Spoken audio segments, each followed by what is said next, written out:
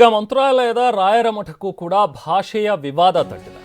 ವಿಷಯ ಏನಂತ ಹೇಳಿದ್ರೆ, ಕನ್ನಡ ಭಾಷೆಯಲ್ಲಿ ಒಂದು ಫಲಕ ಹಾಕಿದ್ದಾರೆ, ಅದಕ್ಕೆ ತೆಲುಗು ಭಾಷಿಕರು ವಿರೋಧ ವ್ಯಕ್ತಪಡಿಸ್ತಾ ಇದ್ದಾರೆ.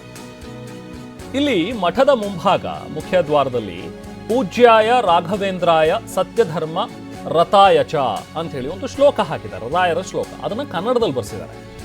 ಆದರೆ ಈ ಕನ್ನಡ ಭಾಷೆಯಲ್ಲಿರುವಂತಹ ಶ್ಲೋಕದ ಬಗ್ಗೆ ಈಗ ವಿವಾದವನ್ನ ಎದುರಿಸ್ತಾ ಇದ್ದಾರೆ. ಯಾಕಂದ್ರೆ ಈ ಮಂತ್ರಾಲಯ ಇರುವಂಥದ್ದು ಕರ್ನೂಲ್ ಜಿಲ್ಲೆಯಲ್ಲಿ, ಕರ್ನೂಲ್ ಜಿಲ್ಲೆ ಆಂಧ್ರ ಪ್ರದೇಶಕ್ಕೆ ಸೇರುತ್ತೆ. ಸೊ ಹಾಗಾಗಿ ಇದು ಮಂತ್ರಾಲಯ ಆಂಧ್ರಕ್ಕೆ ಸೇರಿರುವಂಥದ್ದು ರಾಯರ ಮಠ.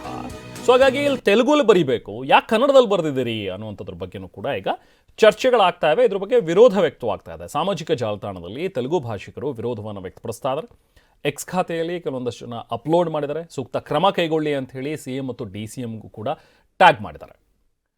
ಸೊ ಸಿಎಂ ಮತ್ತು DCM ಅವರೇ, ತೆಲುಗು ಮಂಡಳಿ ಎಲ್ಲಿದೆ ಇಲ್ಲಿ ಸರ್ ಅಂತ ಹೇಳಿ ಕೇಳ್ತಾ ಇದ್ದಾರೆ ಅವರು. ಮಂತ್ರಾಲಯ ಆಂಧ್ರ ಪ್ರದೇಶದ ಭಾಗ, ಅಲ್ಲಿ ತೆಲುಗು ಭಾಷೆಯನ್ನು ಸಂಪೂರ್ಣವಾಗಿ ಹೇಗೆ ಕೈ ಬಿಡ್ತಾರೆ, ಕ್ರಮ ಕೈಗೊಳ್ಳಿ ಅಂತ ಹೇಳಿ ಸಾಮಾಜಿಕ ಜಾಲತಾಣದಲ್ಲಿ ಪೋಸ್ಟ್ ಮಾಡಿದ್ದಾರೆ. ಇದು ಈಗ ವಿವಾದದ ಕೇಂದ್ರ ಬಿಂದುವಾಗಿದೆ. ನೋಡಿ, ನಿಮಗೊಂದು ಫಲಕ ತೋರಿಸ್ತಾ ಇದ್ದೀವಲ್ಲ, ಪೂಜ್ಯಾಯ ರಾಘವೇಂದ್ರಾಯ ಸತ್ಯಧರ್ಮ ರಥಾಯಚ. ಸೊ ಈ ಥರದ ಒಂದಷ್ಟು ಈ ಒಂದು ಶ್ಲೋಕವನ್ನು ಕನ್ನಡದಲ್ಲಿ ಬರೆದಿರುವಂಥದ್ದು ಈಗ ಸಾಕಷ್ಟು ವಿವಾದಕ್ಕೆ ಎಡೆ ಮಾಡಿಕೊಡ್ತಾ ಇದೆ. ಅವ್ರು ಕೇಳ್ತಾ ಇರುವಂಥದ್ದು, ನಮ್ಮ ಪ್ರದೇಶದಲ್ಲಿರೋದ್ರಿಂದಾಗಿ ತೆಲುಗು ಭಾಷೆಯಲ್ಲಿ ಬರಿಬೇಕು ಅಂಥೇಳಿ. ಬಟ್ ಹತ್ತಿರದಲ್ಲಿರುವಂಥದ್ದು ಕರ್ನಾಟಕ. ಸೊ ನಮಗೆ ರಾಯಚೂರಿನಿಂದ ತುಂಬ ಹತ್ತಿರದಲ್ಲಿರುವಂಥ ಮಂತ್ರಾಲಯ. ಸೊ ಹಾಗಾಗಿ ಇಲ್ಲಿ ಹೆಚ್ಚು ಕನ್ನಡದವರು ಹೋಗ್ತಾರೆ, ಜೊತೆಗೆ ಕನ್ನಡ ಭಾಷಿಕರು ಅಲ್ಲಿ ಹೆಚ್ಚು ಜನ ಇದ್ದಾರೆ ಅನ್ನೋ ಒಂದು ಕಾರಣಕ್ಕೋಸ್ಕರ ಅದು ಕನ್ನಡದಲ್ಲಿ ಹಾಕಿದ್ದಾರೆ. ಅದಕ್ಕೆ ಬೇರೆ ಬೇರೆ ರೀತಿಯಾದಂಥ ರೀಸನ್ಸನ್ನು ಕೂಡ ಈಗ ಮಠದವರು ಇದಕ್ಕೆ ಏನು ರಿಪ್ಲೈ ಮಾಡ್ತಾರೆ ಅನ್ನುವಂಥದ್ದನ್ನು ನೋಡಬೇಕು. ಸೊ ಮತ್ತಷ್ಟು ಡೀಟೇಲ್ಸ್ ನಾವು ಪ್ರತಿನಿಧಿ ಭೀಮೇಶ್ ನೀಡ್ತಾರೆ. ಭೀಮೇಶ್, ಈಗ ಈ ಪ್ರಶ್ನೆ ಇಂದು ನಿನ್ನೆದಲ್ಲ ಅಂತ ಅನ್ಸುತ್ತೆ, ಈ ಹಿಂದಿನಿಂದಲೂ ಕೂಡ ಈ ಒಂದು ಪ್ರಶ್ನೆ ಇದ್ದೇ ಇದೆ. ಬಟ್ ಇದಕ್ಕೆ ರಾಯರ್ ಮಠದಿಂದ ಏನು ಉತ್ತರವನ್ನು ಕೊಟ್ಟಿದ್ದಾರೆ, ಯಾಕೆ ಇಲ್ಲಿ ಕನ್ನಡದಲ್ಲಿ ಬರೆದಿದ್ದೀವಿ ಅನ್ನುವಂಥದ್ದು, ಇದಕ್ಕೇನು ಸಮಜಾಯಿಷಿ ಇದೆ ಅನ್ನುವಂಥದ್ದು?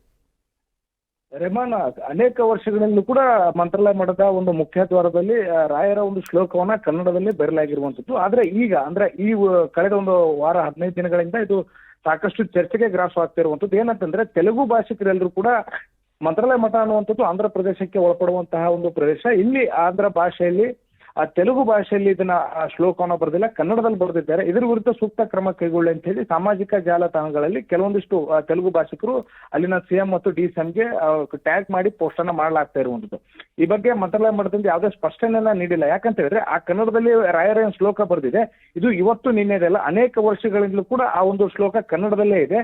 ಅದನ್ನು ಹೊರತುಪಡಿಸಿ ಮಂತ್ರಾಲಯ ಮಠದಲ್ಲೂ ಕೂಡ ಸಾಕಷ್ಟು ರಿನೋವೇಷನ್ ಕಾರ್ಯಗಳು ನಡೀತಾ ಇದ್ವು. ಇದರ ಭಾಗವಾಗಿ ಶ್ರೀಮಠದ ಒಂದು ಮೇಲ್ಭಾಗದಲ್ಲಿ ಮೊದಲಿಗೆ ಏನು ಫಲಕ ಬರುತ್ತೆ, ಆದ್ರೆ ರಾಘವೇಂದ್ರ ಸ್ವಾಮಿಗಳ ಮಠ ಅನ್ನುವಂಥದ್ದು ತೆಲುಗು ಭಾಷೆಯಲ್ಲಿ ಇದೆ. ಇದಾದ ಬಳಿಕ ಇಂಗ್ಲಿಷ್, ಹಿಂದಿ ಮತ್ತು ಕನ್ನಡ 4 ಭಾಷೆಗಳಲ್ಲೂ ಕೂಡ ಅದನ್ನ ಉಲ್ಲೇಖ ಮಾಡಿದ್ದಾರೆ. ಆದ್ರೆ ರಾಯರ ಶ್ಲೋಕ ಅನ್ನುವಂಥದ್ದನ್ನ ಮಾತ್ರ ಮುಖ್ಯ ದ್ವಾರದ ಬಳಿ ಕನ್ನಡದಲ್ಲೇ ಬರೆದಿರುವಂಥದ್ದು ಸದ್ಯ ವಿವಾದಕ್ಕೆ ಕಾರಣ ಆಗಿರುವಂಥದ್ದು. ಆದ್ರೆ ಈವರೆಗೂ ಕೂಡ ಶ್ರೀಮಠದಿಂದ ಯಾವುದೇ ಸ್ಪಷ್ಟನೆ ಕೊಟ್ಟಿಲ್ಲ. ಎಲ್ಲೊಂದ್ ಕಡೆ ವಿವಾದಕ್ಕೆ ಗುರಿ ಮಾಡಲಾಗುತ್ತೆ ಅಂತ ಕಾರಣಕ್ಕೆ ಅವರು ಕೂಡ ಸ್ಪಷ್ಟನೆಯನ್ನು ಕೊಟ್ಟಿಲ್ಲ. ಆದ್ರೆ ಎಲ್ಲೊಂದ್ ಕಡೆ ಬೇಕಂತಲೇ ವಿವಾದಕ್ಕೆ ಈಡು ಮಾಡ್ಲಿಕ್ಕೆ ಕೆಲವೊಬ್ರು ಇದನ್ನ ಕೈ ಬಿಡ್ತಾ ಇದ್ದಾರೆ ಅಂತ ಹೇಳಿ ಮಠದ ಮೂಲಗಳು ಹೇಳ್ತಾ ಇರುವಂತದ್ದು. Rahman, okay, thank you Bhimesh.